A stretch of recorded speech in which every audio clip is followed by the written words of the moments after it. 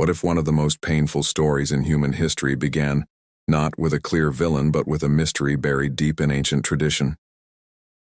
After Eden, after the fall, Eve gave birth to Cain. But who was he really?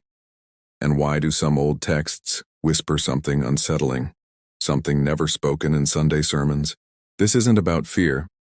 It's about understanding how our earliest stories reflect timeless questions. Who are we? Why do we struggle with good and evil? And how do the shadows of myth shape what we believe about ourselves?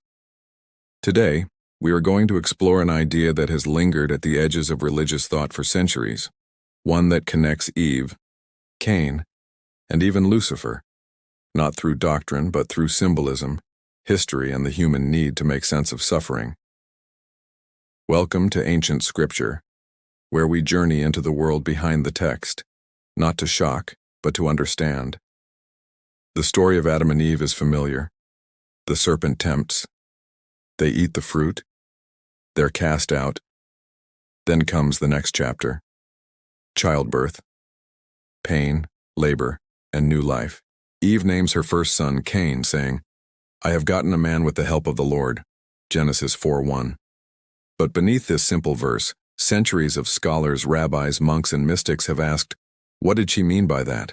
Was it gratitude, hope, or something deeper, something darker? In this video, we'll examine ancient Jewish writings, early Christian interpretations, and historical context surrounding one of the Bible's most controversial ideas, the so-called serpent seed, or the belief that Cain was not fathered by Adam. Let me be clear. This video is not making claims about truth or doctrine. We are exploring historical traditions, some widely discussed, others long forgotten, for educational purposes only. No prophecy, no conspiracy, just context. Our goal? To show how ancient people tried to answer a question we still ask today. Where does evil come from? To understand why anyone would question Cain's paternity, we need to go back, not just to Genesis, but to the world that read it. The book of Genesis was likely compiled during or after the Babylonian exile, 6th century BCE, drawing from older oral and written traditions. At that time, audiences didn't read scripture like a modern history book. They looked for layers, symbolism, wordplay, theological meaning. And one detail stood out: Eve's strange wording when Cain is born. She says, "I have gotten a man, at Yahweh." That last phrase can mean with the Lord, but literally it reads from the Lord or even as the Lord. Some ancient readers took this as more than poetic. Could she have meant something else? Nowhere in the Bible does it say Cain wasn't Adam's son. But outside the canonical text, in works like the Book of Jubilees, 2nd century BCE, the life of Adam and Eve, and later rabbinic midrashim, we begin to see speculation grow. One tradition, preserved in certain strands of Jewish mysticism and medieval commentary, suggests that the serpent, the embodiment of temptation, was more than just a talking snake. In symbolic terms, it represented chaos, rebellion, and deception. And because the serpent knew Eve in the garden, a euphemism used elsewhere in Scripture for sexual intimacy, some interpreters wondered, did that connection continue? Not physically, of course. These are metaphorical readings. But over time, especially in fringe Christian groups and Gnostic sects, a more literal interpretation emerged. The idea that the serpent, identified with Satan or Lucifer, seduced Eve and fathered Cain. This concept became known as the serpent seed doctrine. It appears in fragments in early church writings. For example, the 2nd century theologian Justin Martyr noted that some believed the serpent had the form of a human being, and thus could interact with Eve in ways beyond mere speech. Origen, another early scholar, rejected such views but acknowledged they existed. Even Augustine wrestled with the problem of original sin, why all humans inherit guilt from Adam's disobedience. If Cain were fathered by a fallen being, wouldn't that explain his violent nature? Yet Augustine firmly upheld Adam as the father of all humanity. Still, the idea persisted in the margins. By the Middle Ages, Kabbalistic texts like the Zohar explored the notion of spiritual contamination after the fall. While never stating outright that Cain was Lucifer's son, they described a rupture in divine order, a mixing of holy and unholy forces that left humanity vulnerable.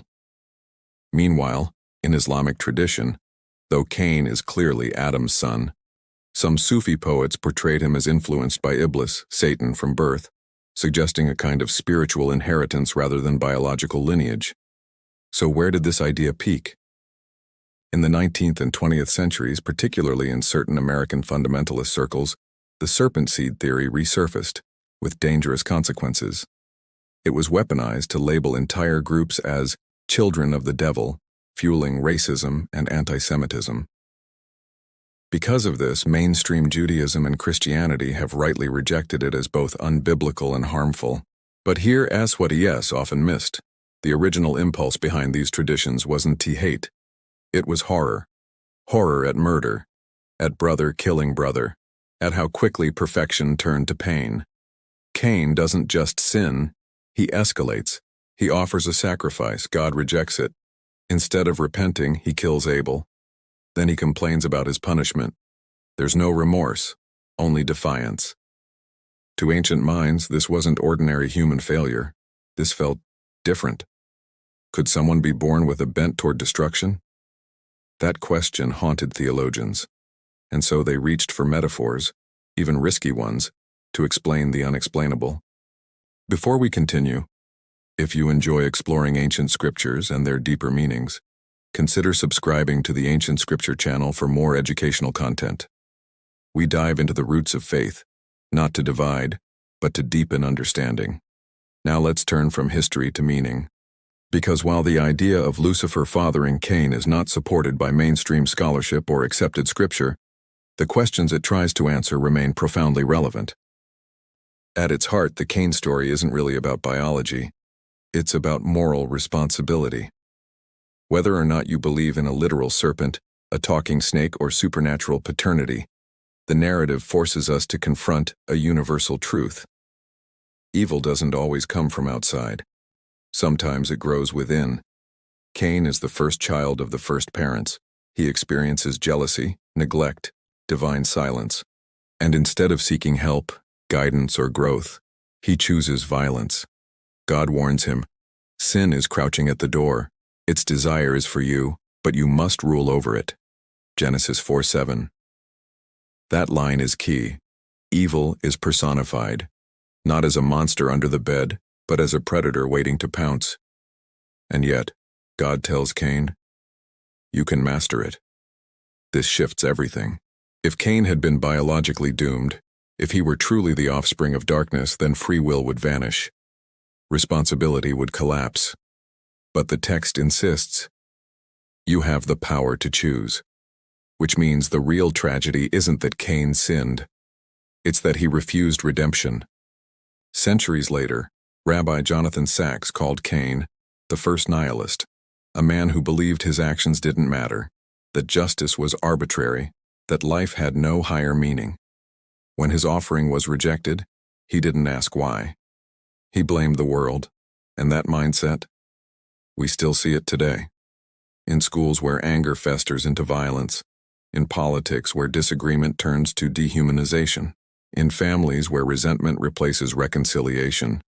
We don't need ancient myths to tell us that darkness exists. We live with it every day. But here's the counterbalance. So does light.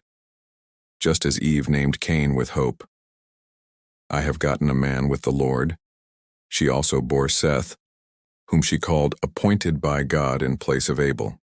From Seth came generations who began to call upon the name of the Lord, Genesis 4:26. 2 lines, 2 legacies. One path leads to Lamech, the boastful murderer. The other leads eventually to Noah and renewal. This duality runs through every culture, every soul. We all carry both seeds, not biologically but spiritually. The seed of resentment, the seed of repair, the urge to destroy, the courage to rebuild. And this is where ancient wisdom speaks directly to modern America. We live in a time of moral confusion. Trust is low. Institutions feel broken. Many feel unseen, unheard, unvalued. just like Cain. But the lesson of Genesis isn't to look for demons in our enemies. It's to recognize the demon in our own choices. Do we respond to rejection with rage or reflection? To injustice with vengeance or vision? To pain with projection or purpose? The story invites us not to scapegoat, but to self-examine. When early mystics whispered about the serpent's influence, they weren't trying to blame Eve. They were expressing awe and dread at how easily goodness can unravel. But the Bible itself points another way. Later prophets speak of a new heart, a transformed spirit, of turning away from inherited patterns. Ezekiel writes, "The soul who sins shall die. The son shall not suffer for the iniquity of the father." Ezekiel 18:20. Each person bears their own burden. No bloodline determines destiny. No past condemns the future. That's liberating. It means healing is possible. Change is real. Forgiveness exists, even for those who've caused deep harm. And perhaps that's why the figure of Cain remains in Scripture at all. Not as a warning against a cursed race, but as a mirror held up to each of us. Which part of this ancient teaching resonated with you the most? And how do you see its message connecting to your own life today? Share your thoughts in the comments. I'd love to read them. We began with a mystery. Why do some ancient traditions question Cain's origins? But we end not with answers, but with reflection. The story of Cain and Abel doesn't give us easy explanations for evil. It gives us something better, a call to responsibility. Evil didn't enter the world through a single act of deception. It grew slowly, through silence, neglect, unchecked emotion. And it can leave the same way, through awareness, accountability, and choice. Ancient scriptures endure not because they provide final truths, but because they ask enduring questions. Who am I? What kind of legacy will I leave? Will I let pain turn me inward, or push me toward compassion? If this video offered you a moment of clarity, of peace, or simply curiosity, thank you for watching. Please consider liking, subscribing, and sharing this video with someone who values thoughtful exploration over sensationalism. On ancient scripture, we believe the past holds wisdom, not warnings, light, not fear. Until next time, take care of your soul, and keep seeking meaning.